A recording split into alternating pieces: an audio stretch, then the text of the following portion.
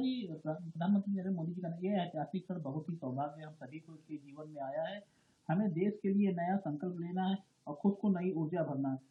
इसके लिए सभी को 140 करोड़ देशवासियों को प्रकाश करना है 22 जनवरी को, और अपने घरों में राम ज्योति जलाएं, दीपावली मनाएं। क्या कहना है? बहुत सुंदर बात कहते हैं। एक एक शब्द जो प्रधानमंत्री जी का है वो अमूल्य है, बहुत महत्वपूर्ण है। जैसा कि उन्होंने कहा है कि यह ऐतिहासिक जीवन है और ऐतिहासिक क्षण है, जब कि भगवान श्री रामलला का प्राण प्रतिष्ठा 22 जनवरी की होगी। उस दिन हमारे सभी देशवासियों प्रकाश करें और दीप प्रज्वलित करें, क्योंकि भगवान राम का जो उदय होता है, जैसे सूर्य का उदय होता है अंधकार भाग जाता है, उसी प्रकार से यदि देशवासियों ने इस प्रधानमंत्री जी के निर्देशन को पूरे देश में हर घर में अपने अपना दीपक जलाया, तो पूरा जो हमारे है अंधकार है, ये देश का अंधकार है, और हमारे देश में जो भी समस्याएं हैं वो सबका समाधान हो जाएगा।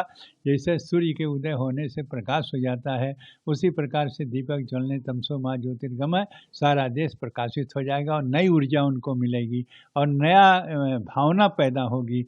इसलिए प्रधानमंत्री जी का यह कहना बहुत ही उत्तम है, बहुत श्रेष्ठ है और यह सभी के लिए मान्य है।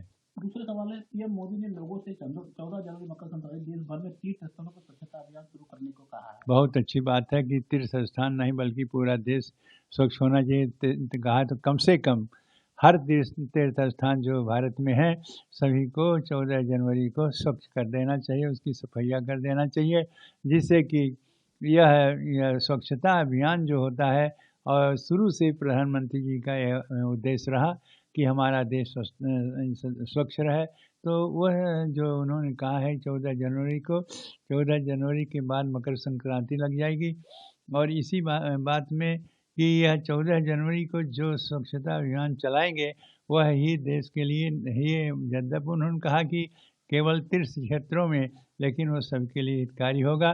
जब तीर्थ क्षेत्र तीर्थ जितने हैं वो स्वच्छ होंगे तो सभी के हृदय में एक भावना आएगी और सभी लोग इस पूरे देश को स्वच्छ रखने के लिए प्रयास करेंगे। माला जी, बाबरी मस्जिद के पूर्व पक्षकार इकबाल अंसारी ने आज प्रधानमंत्री जी का फूलों की पंखुड़ी में बरसाकर मोदी जी का स्वागत किया। बहुत अच्छी बात है। वो तो इतना दबाव उसके ऊपर है कि खुल करके नहीं कहता, लेकिन मैं देखता हूँ जब वो पक्षकार भी था बाबरी मस्जिद का, तभी वो हमारे साथ बैठ करके और इस राम जन्मभूमि के समर्थन में कहा करता था। जब से आदेश हो गया तब से स्पष्ट रूप से कहता कि जो कोर्ट ने कर दिया तो कोर्ट के आदेश को सभी को मान लेना चाहिए।